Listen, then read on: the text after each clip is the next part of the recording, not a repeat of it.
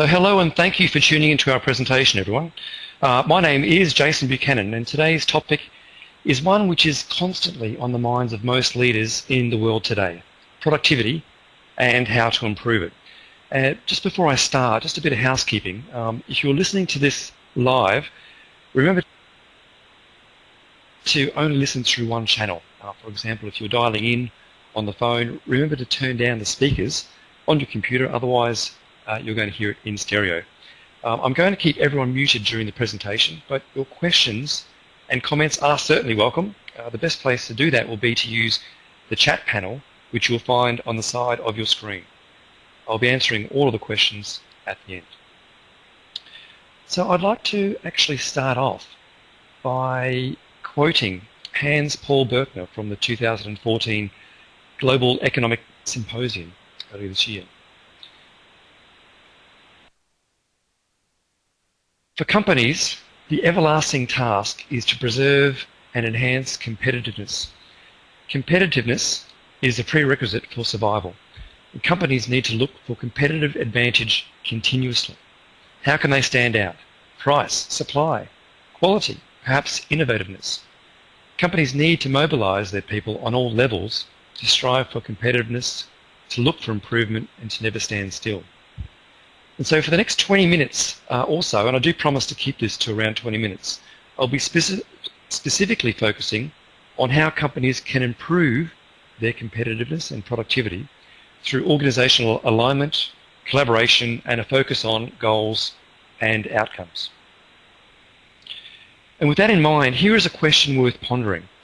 Is your organization sufficiently aligned, agile, and productive to remain competitive? Is your organization sufficiently aligned, agile, and productive to remain competitive? Because this presentation is going to focus or first examine three common big competitiveness problems and also pose three big ideas which may help your organization to improve its competitiveness and therefore its productivity. And then we'll have time for questions and comments at the end. So here are the three problems we're going to address or specifically look at today that many organizations are currently facing. One, the competition for attention is fierce. And the question is, how much time are employees spending on the things that really matter to the organization? Two, the intimidating and relentless nature of both information and change, and just how much of it there is. And three, with the move towards leaner operating structures, everyone needs to perform. There's simply no room for passengers. I'd like to start off with the problem of attention first up. I'm going to share with you a short video. This is going to take just over 2 minutes. And my friend here in the glasses can explain. Same time. In a world full of distractions, how do we figure out what to pay attention to? I know I'm not the only one out there who sometimes feels like... we have to wonder, are our brains really ready to deal with all of this? Sherry Turkle says that these little boxes have created a world where we are alone together. People are wired all the time, texting while they're driving or walking while they internet. Did you notice the gorilla earlier? Well, there wasn't one, but you might be one of the 8 million people who watched this video of a famous experiment showing that our attention is selective. While our minds are busy focusing on one specific thing like a bouncing ball, they can miss something as obvious as a person strolling by in a gorilla suit. And we can be completely blind to what we aren't paying attention to. But not so fast. Selective attention can be a very good thing too. Think about it. When you focus your attention on me right now, that barking dog next door and the traffic outside doesn't go away. You just stop noticing them. Imagine if you couldn't filter out the tsunami of information assaulting your 5 senses every minute of every day. You'd lose your mind.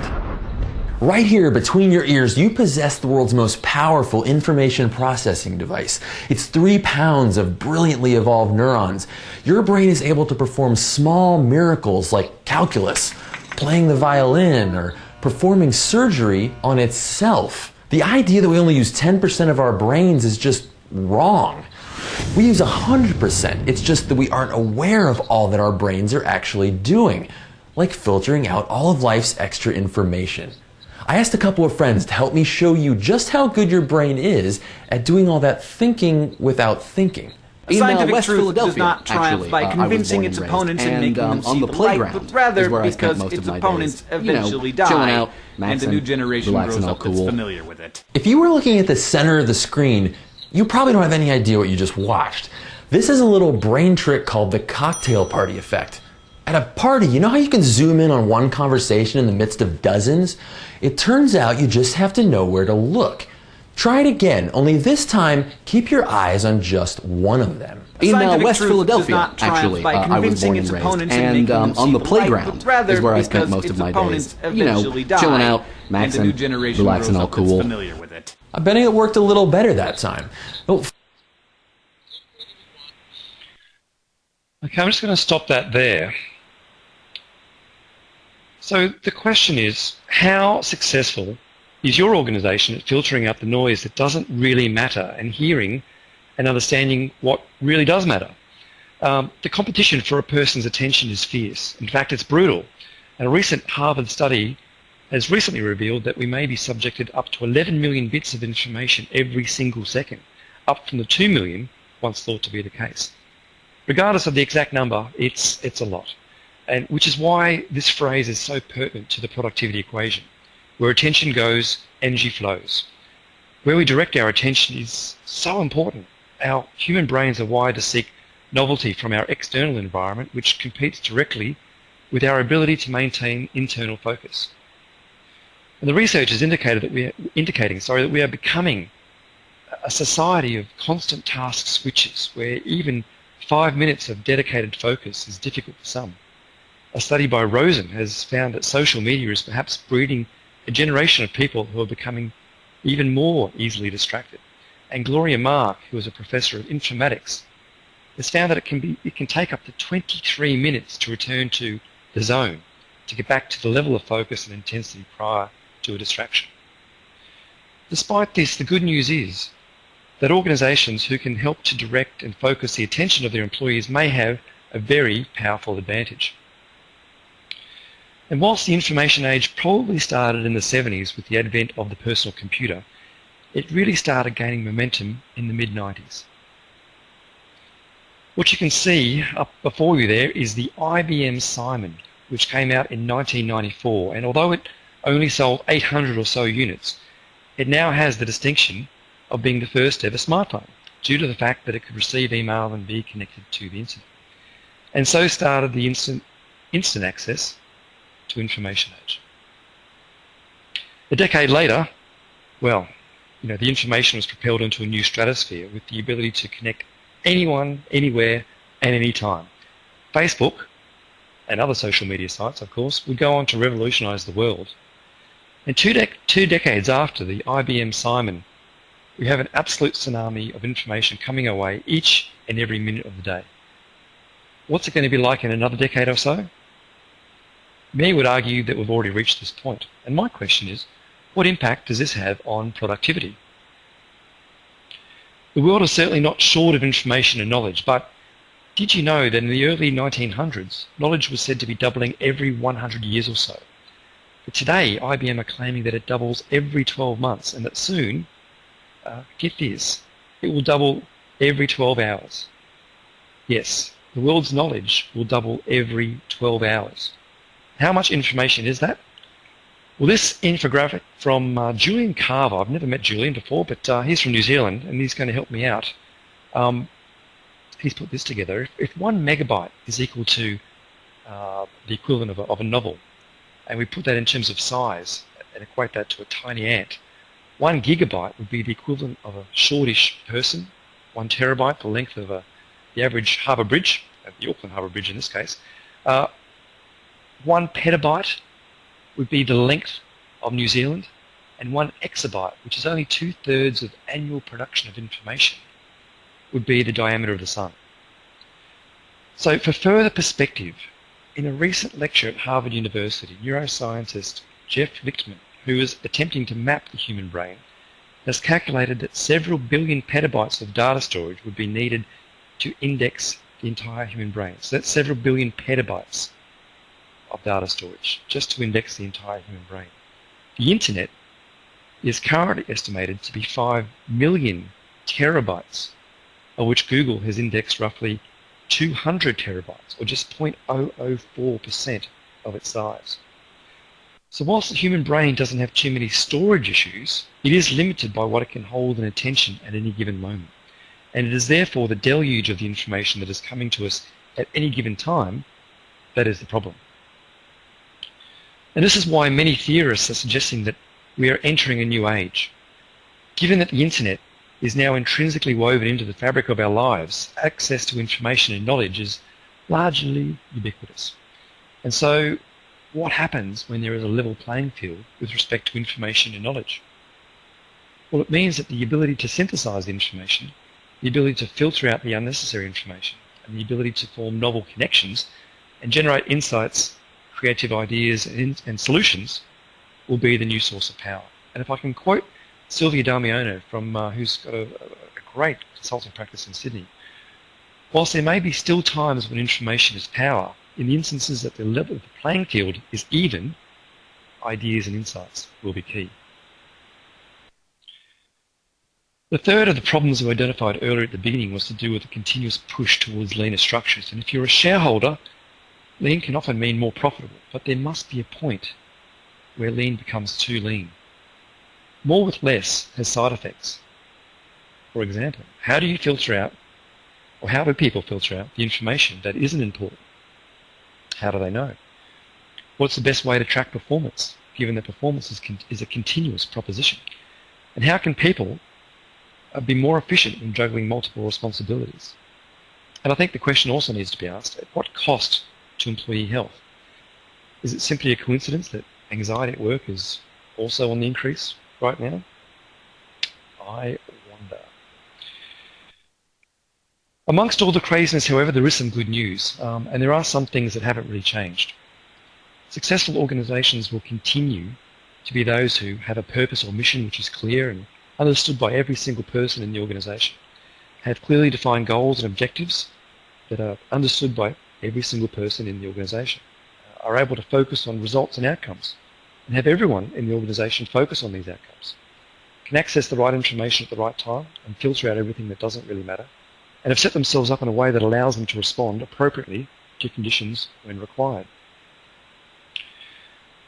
And I think this sums it up. Successful and productive organizations in the future will be able to focus the entire organization on the things that matter, hold the things that matter in their attention, and be in control of the things they can be in control of. Such a simple concept, but easy to forget. So having asked a lot of questions so far, we're going to get to the juicy part of the program, where I'd like to switch gears and offer what I think are 3 big ideas to help overcome these problems and improve competitiveness. 3 big, simple ideas. The first is to create an aligned employee community where everyone can log, share, and collaborate about the things that matter.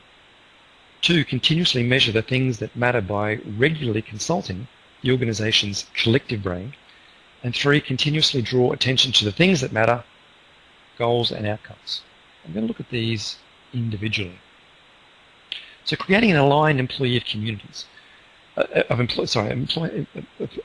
aligned community of employees, One of the people I most respect once told me that it's better to have 100% of people working to a good plan than 50% of people working towards the best plan.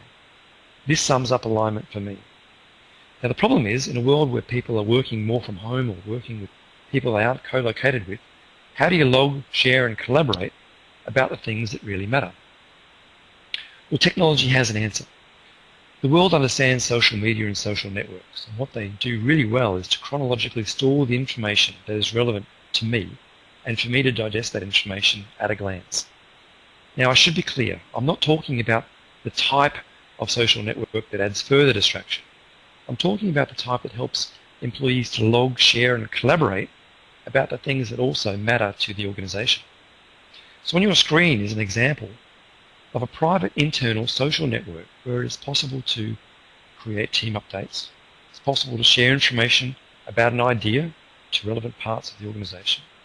It's also possible to store private information that I want to keep when it comes time for my performance review. So one thing I also want to be able to draw your attention to is during the course of these social networks, and this works in a very similar way to any sort of Facebook or LinkedIn feed, I've constantly got access to the groups that are important to me within the organisation, but also my goals. I'm going to talk about that later on. I've also got a way of storing ideas which can be logged and used for later action. I've also got a way of privately storing the information that I want to keep for myself for a later date.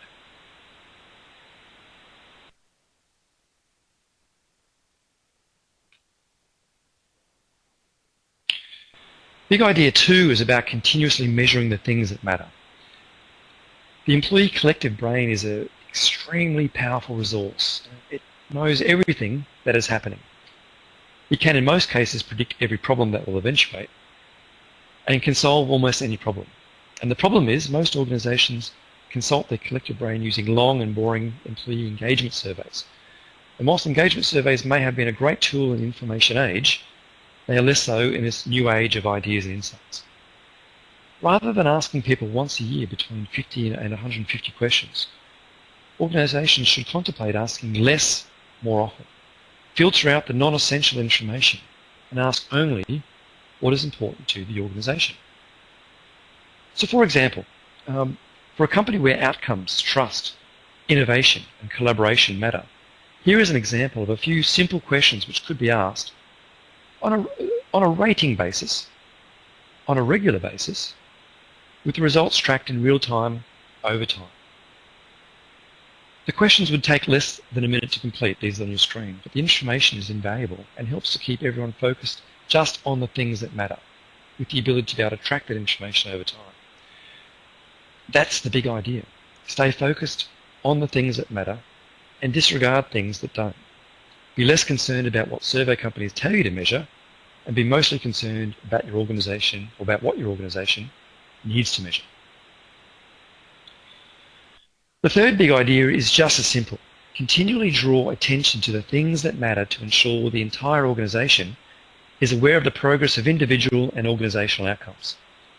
If each person in a lean organization is playing an integral role, each part of the system needs to know where everyone is at.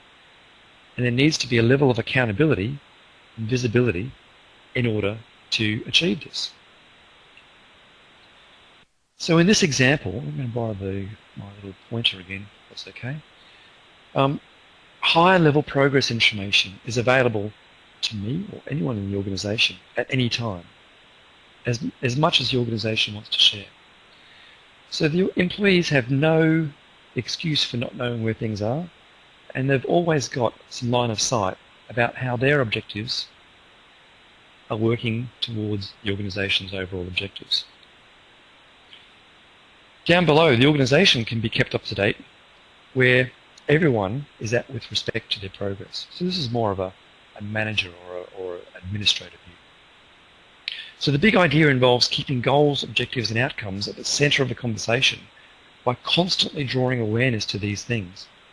Remember, this is a screenshot that we used earlier, a social network that also allows for private storage of information, sharing of information across groups that are relevant, and in my line of sight, I've constantly got my self-updated goals and objectives.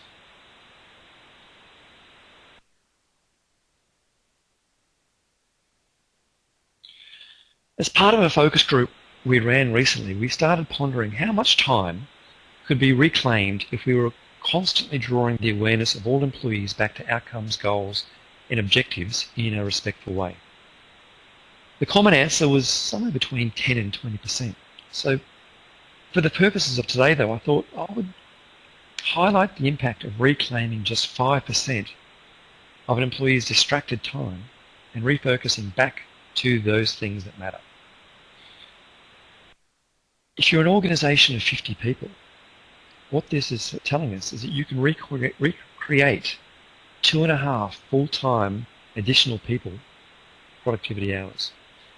And if you're an organization of 500 employees, you can reclaim 25 full-time equivalent staff if it was to hold true that by drawing people's attention to the things that matter, and keeping them constantly focused and drawing their attention back to the things that matter, you could reclaim just 5% of their working day. Now, in my opinion, that's significant.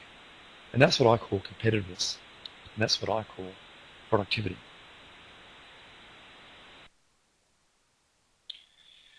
So in summary, today we've looked at 3 big problems that companies have.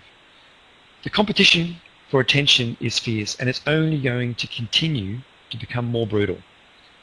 Information and change are intimidating, and we've seen how the tsunami of information is going to continue. And the world's knowledge will continue to double at a rate where one day it will be doubling every 12 hours. And that rate of change is going to be continually put on to all of our employees. And of course, the chase towards lean, whilst fantastic for shareholders and a good thing for businesses in general, requires everyone to perform, which means that there needs to be some systems in place in order to be able to track that performance. The big ideas we shared today were as creating an aligned employee community using technology, but not just in a way that just communicates. It also allows an organization to continuously measure the things that matter, stay focused on the things that matter, and continually focus on goals and outcomes. And by doing this, it is possible to improve both productivity and performance. And how do we know? Well, today's presentation and each of these big ideas are supported by Employee Life, a simple online platform designed to do all of these things. It's already in the market, and it's already helping companies to do exactly what was described today. I'd like to now open up the floor to some questions. We're just over the 20-minute mark, so that's good. We're going to keep this open for another 10 minutes or so. Everyone should have at the bottom left of their screen a chat panel, and so please feel free to send any questions through. I've got so far 1, 2, 3. So this question one's from Ben. How does this compare to other internal social media or social networks? I guess the best way to describe it is we've taken the ability to be able to communicate communicate amongst groups and amongst teams.